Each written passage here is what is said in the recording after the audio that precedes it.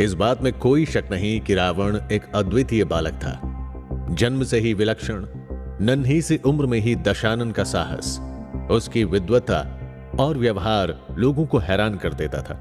होश संभालने से पहले ही उसकी जिज्ञासा परवान चढ़ने लगी थी। वो सब कुछ जान लेना चाहता था। उसके सपनों का कद उसकी उम्र से कई गुना बड़ा था। अपने आत्मज्ञान के बल पर रावण ताकतवर होता जा रहा था। उसके लिए कुछ भी नामुमकिन नहीं था।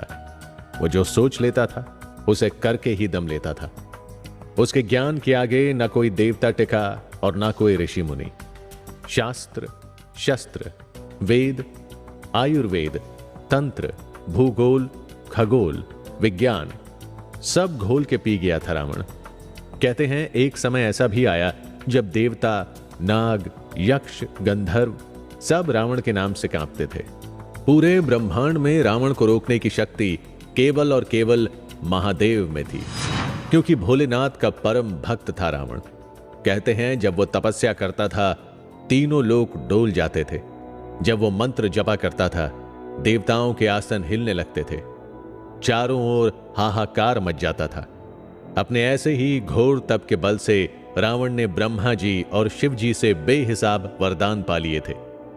इन्हीं वरदानों ने रावण को विश्व विजेता बना दिया। लेकिन ऐसा क्या हुआ कि सब कुछ जीत कर भी हार गया रावण? आखिर रावण ने ऐसा क्या किया कि उसे यह श्राप झेलना पड़ा? अपनी बेहिसाब ताकत के नशे में रावण इस कदर चूर था कि सही गलत का अंतर भूल चुका था। उसे अपना किया कोई भी काम गलत नहीं लगता था।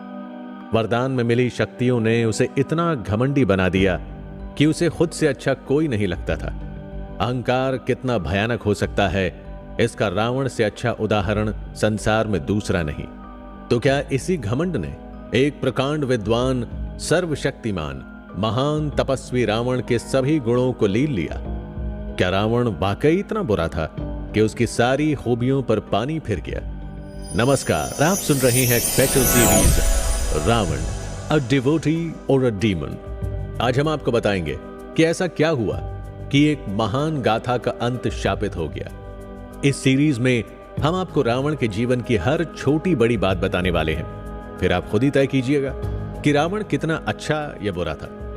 यूं तो हमारे देश में बच्चा बच्चा रावण को जानता है, लेकिन आधा अधूरा जानता है। रामनवमी के मेले में मिठाइयां, खिलौने और झूलों के साथ साथ रावण भी परोसा जाता है। दशहरे पर हर मेले में रामलीला भले ही हो ना हो, पर रावण हर मेले में जलाया जाता है। बच्चों को यह सबसे रोमांचक लगता है और रावण के बारे में जो कुछ भी वो सुनते हैं उनके कच्चे मन में वो छप कर रह जाता है। हमने ये सीरीज इसीलिए शुरू की है कि पहले आप रावण के पैदा होने से मरने तक की हर घटना सुने, बिना रावण का पक्ष लिए और बिना विरोध किए, सिर्फ ध्यान से सुने। और अगर आपने रावण के व्यक्तित्व को सही मायनों में जान लिया तो इस संसार का ऐसा कोई सवाल नहीं है जिसका जवाब आपके पास नहीं होगा, क्योंकि रावण का पूरा जीवन एक दिव्य पाठशाला है और हमें उसके जीवन के हर कतरे से ज्ञान निचोड़ना चाहिए। यकीन मानिए, रावण चरित्र की बारीकियां आपकी जिंदगी बदल सकती हैं। अब जरा सोचिए, आपको क्या लगता है, क्या किसी को पूरी तरह से जाने समझे बिना ही उसे अच्छा या बुरा मान लेना सही है?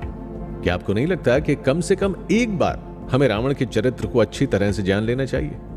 तो इसके लिए आपको मोटी मोटी किताबें पढ़ने की जरूरत बिल्कुल नहीं है। बस सुनते जाना है, बिल्कुल आसान और कभी ना भूलने वाले अंदाज में संपूर्ण रावण चरित्र कथा।